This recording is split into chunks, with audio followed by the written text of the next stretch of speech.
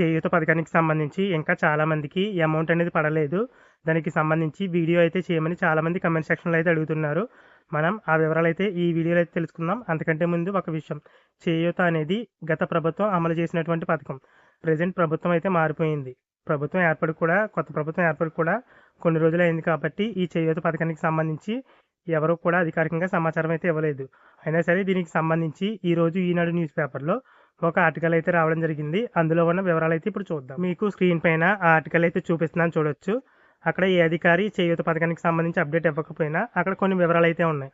ముఖ్యంగా అక్కడ లబ్ధిదారులు వచ్చేసి ప్రభుత్వాన్ని అయితే అడుగుతున్నారు, ఇంకా చాలామందికి అమౌంట్ అయితే పడాలి, ఆ అమౌంట్ అనేది రిలీజ్ చేయండి అని. అలాగే ఇంకా 40% మందికి ఈ చేయూత అమౌంట్ పడలేదని అక్కడైతే రాశారు. అలాగే మరొక ఇంపార్టెంట్ న్యూస్ ఏంటంటే మీరు ఆ ఆర్టికల్లో సైడ్ని చూసే ఉంటారు.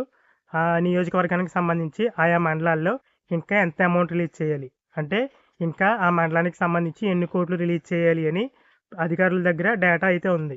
అంటే ప్రభుత్వం అనుకుంటే ఆ అమౌంట్ రిలీజ్ చేసే అవకాశం అయితే ఉంది. ఇక చేయూత పథకానికి సంబంధించి రిమైనింగ్ అమౌంట్ రిలీజ్ చేస్తారా లేదా మనం చూసుకున్నట్లయితే కూటమి ప్రభుత్వం వచ్చేసి ఎన్నికల మేనిఫెస్టోలో ఒక స్కీమ్ అయితే తీసుకొచ్చింది. ఎవరైతే 18 ఏళ్ళు నిండిన మహిళలు ఉన్నారో వారికి నెలకి 1500 అయితే ఇస్తామని. ఒకవేళ స్కీమ్ అనేది త్వరగా అమలు చేసేస్తే కనుక ఈ చేయూత కానీ, ఈ నేస్తం పథకం కానీ ఇలా రిమైనింగ్ పెండింగ్ అమౌంట్ అయితే ప్రభుత్వం రిలీజ్ చేయకపోవచ్చు. ఒకవేళ ఈ 18 ఏళ్ళు నిండిన వారికి 1500 అమౌంట్ స్కీమ్ అనేది అమలు చేయడం లేట్ అవుతే కనుక చేయూత, ఈ నేస్తం వంటి పథకాలకు సంబంధించి అమౌంట్ రిలీజ్ చేసే అవకాశం అయితే ఉంటుంది. త్వరలోనే మంత్రులు ఎవరైతే ఉన్నారో ఎవరో ఒకరు దీనికి సంబంధించి అప్డేట్ ఇచ్చే అవకాశం అయితే ఉంది. అప్పుడు అఫీషియల్ ఇన్ఫర్మేషన్ వచ్చిన తర్వాత మరొక వీడియోలో దానికి సంబంధించి వివరాలు అయితే తెలుసుకుందాం. Thanks for watching.